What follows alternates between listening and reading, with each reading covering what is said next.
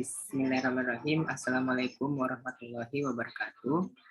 Perkenalkan, nama saya Muhtarul Hadits dari kelas Kesehatan Masyarakat C dengan NIM 70200121005. Di sini saya akan menjelaskan tentang materi integrasi metabolisme.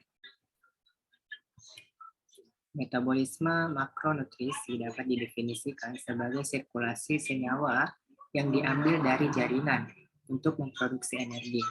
Adapun penghasil energi yang pertama itu adalah glukosa, yang kedua adalah asam lemak bebas, yang ketiga adalah triacylglicerida, yang keempat adalah keton tubuh, yang keempat adalah asam amino, dan yang terakhir adalah laktate, gliserol, dan alkohol. Kendala penggunaan sumber energi itu terdapat 5 tahap. Yang pertama itu adalah pengaturan penyerapan dan metabolisme gizi adalah dasar untuk menyesuaikan pada makhluk hidup. Yang kedua adalah change in body energy source, sama dengan energi intake dan energi expenditure. Yang ketiga adalah makanan berlebih akan menyebabkan kelebihan kalori dari energi yang dibutuhkan disimpan sebagai glikogen dan triacylglicerol. Yang keempat adalah ketika makanan tidak tersedia, energi yang tersimpan digunakan untuk kebutuhan saat ini. Dan yang terakhir, karena sifat dan jumlah sumber energi yang disediakan oleh asupan tidak identik dengan sumber energi yang dikonsumsi atau disimpan oleh tubuh, maka sintesis oksidasi dan penyimpanan dari masing-masing gizi makro individu harus diatur. Adakah hubungan antara metabolisme karbohidrat, lipid, dan protein? Pada bagan terlihat karbohidrat, protein, dan lemak bertemu pada jalur siklus Krebs dengan masukan asetil koenzim A. Tahukah Anda bahwa asetil koenzim A sebagai bahan baku dalam siklus Krebs untuk menghasilkan energi yang berasal dari katabolisme karbohidrat, protein, maupun lemak? Titik temu dari berbagai jalur metabolisme ini berguna untuk saling menggantikan bahan bakar di dalam sel, dan hasil katabolisme karbohidrat, protein, dan lemak juga bermanfaat untuk menghasilkan senyawa-senyawa lain, yaitu dapat membentuk ATP, hormon, komponen hemoglobin, ataupun komponen sel lainnya. Lemak, asam atau asam heksanoat lebih banyak mengandung hidrogen terikat dan merupakan senyawa karbon yang paling banyak tereduksi. Sedangkan karbohidrat dan protein banyak mengandung oksigen dan lebih sedikit hidrogen terikat, adalah senyawa yang lebih teroksidasi. Senyawa karbon yang tereduksi lebih banyak menyimpan energi, dan apabila ada pembakaran sempurna akan membebaskan energi lebih banyak karena adanya pembebasan elektron yang lebih banyak. Jumlah elektron yang dibebaskan menunjukkan jumlah energi yang dihasilkan. Dan perlu kita ketahui bahwa pada jalur katabolisme yang berbeda, glukosa asam glutamat dapat menghasilkan jumlah ATP yang sama, yaitu 36 ATP. Sedangkan katabolisme asam heksanoat dengan jumlah karbon yang sama dengan glukosa atau 6 karbon menghasilkan 44 ATP. Sehingga jumlah energi yang dihasilkan pada lemak lebih besar dibandingkan dengan yang dihasilkan pada karbohidrat dan protein. Sedangkan jumlah energi yang dihasilkan protein setara dengan jumlah yang dihasilkan karbohidrat dalam berat yang sama.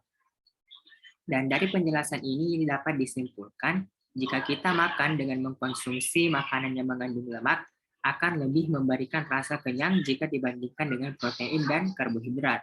Karena rasa kenyang tersebut disebabkan oleh kemampuan metabolisme lemak untuk menghasilkan energi yang lebih besar.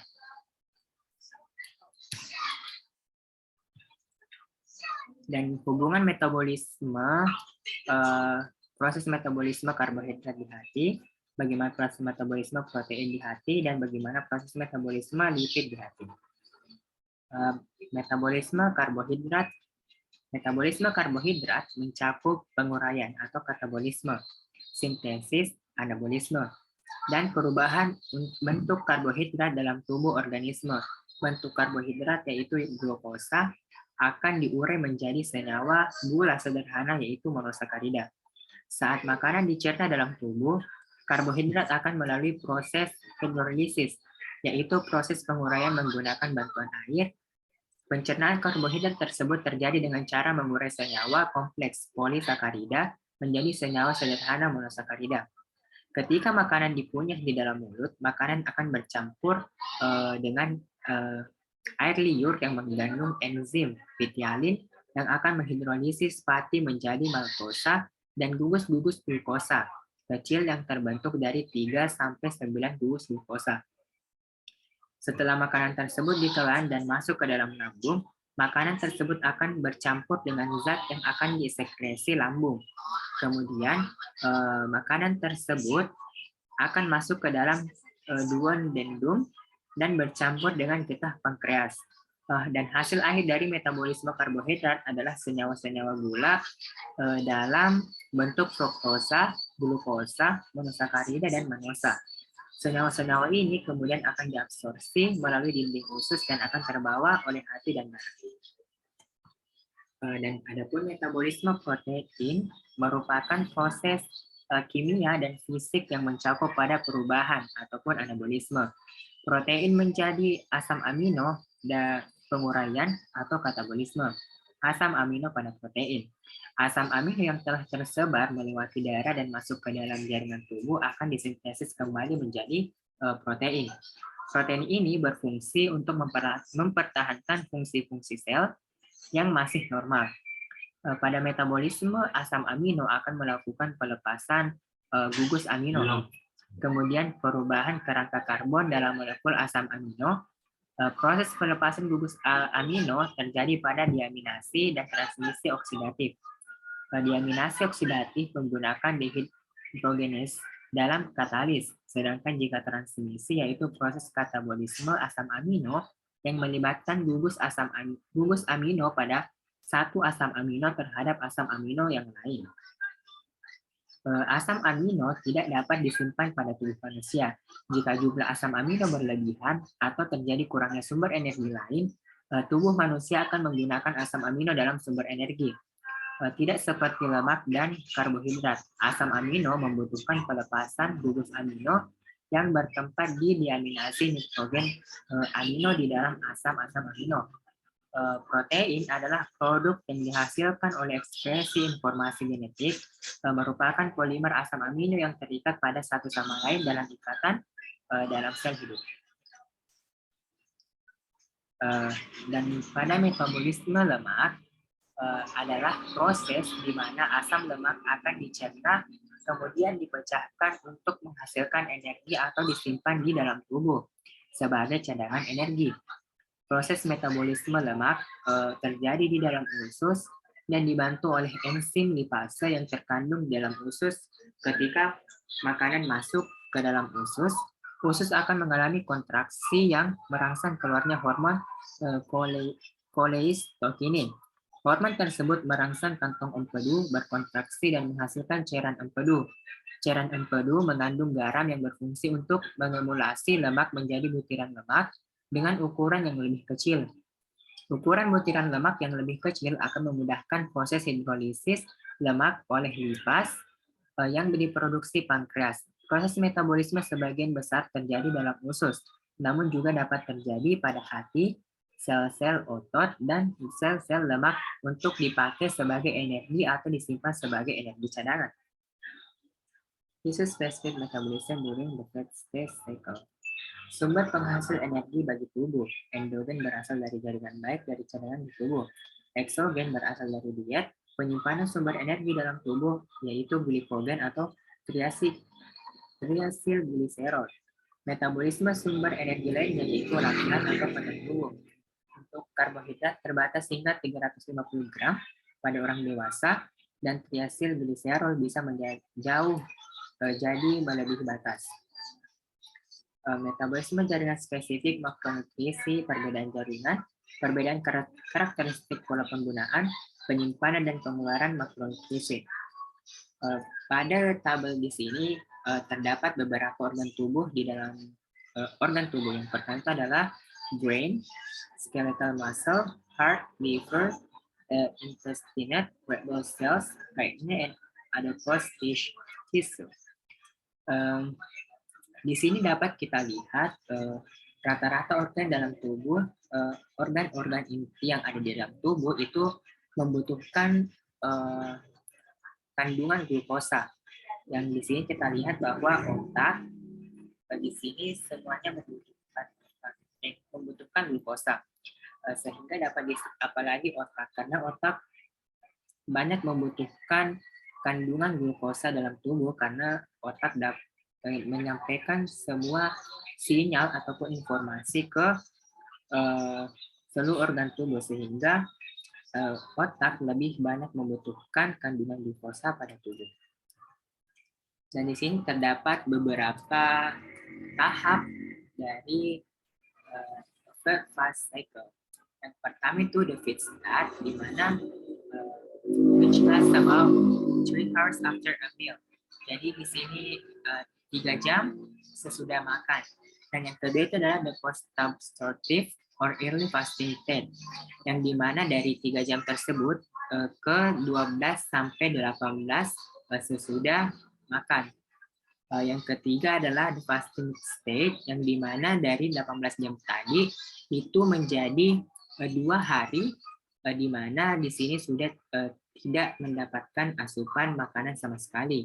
Dan yang tahap terakhir adalah the starvation state or long-term fast, yang dimana di sini manusia sudah beradaptasi terhadap tubuhnya, yang dimana tubuhnya itu tidak mendapatkan makanan sama sekali selama berminggu-minggu.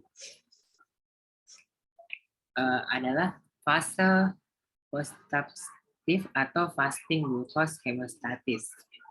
Yang pertama itu adalah setelah nutrisi dalam makanan telah diserap, tubuh bertumpu pada sumber-sumber endogen untuk energi. Yang kedua adalah otak membutuhkan sekitar 120 gram glukosa per hari, dan jaringan glikolitik akan menggunakan lagi 50-60 gram, dan kadar glukosa darah harus dipertahankan untuk memungkinkan fungsi otak, sehingga tubuh merespon dengan cara yang terkoordinasi, dan jaringan khusus untuk mengatur penyediaan dan pemanfaatan bahan bakar.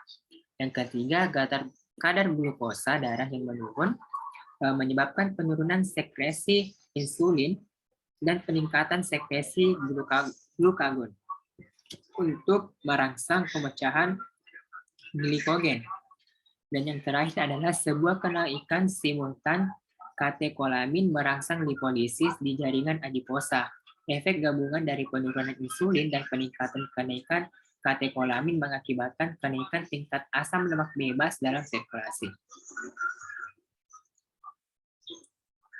Dan di sini terdapat 5 tahap yang dari masuknya sumber energi dalam tubuh sampai sumber energi itu benar-benar habis di dalam tubuh. Pada tahap pertama, sumber energi itu masih lengkap dan masih bisa digunakan oleh seluruh anggota tubuh. Pada tahap kedua, pada tahap kedua kebutuhan energi itu masih ada dalam tubuh, cuman di situ mulai berkurang, sehingga masih perlu untuk dilakukan mungkin dengan cara mengisi kembali kadar-kadar yang dibutuhkan oleh tubuh. Dan pada tahap ketiga, kebutuhan pada tubuh itu masih ada, cuman pada ketika ingin masuk ke tahap keempat, kebutuhan dari kadar-kadar tersebut sudah mulai berkurang. Dan pada tahap terakhir, yaitu di mana organ-organ pada tubuh itu masih menghasilkan glukosa pada tubuh. Akan tetapi hasil dari glukosa itu bukan lagi dari asupan makanan, tetapi melainkan dari organ-organ dalam tubuh seperti ginjal, hati, ataupun usus. Dan mungkin cukup sekian dari penjelasan saya tentang integrasi metabolisme. Kurang dan lebihnya mohon dimaafkan. Bila taufiq wal hidayah. Wassalamualaikum warahmatullahi wabarakatuh.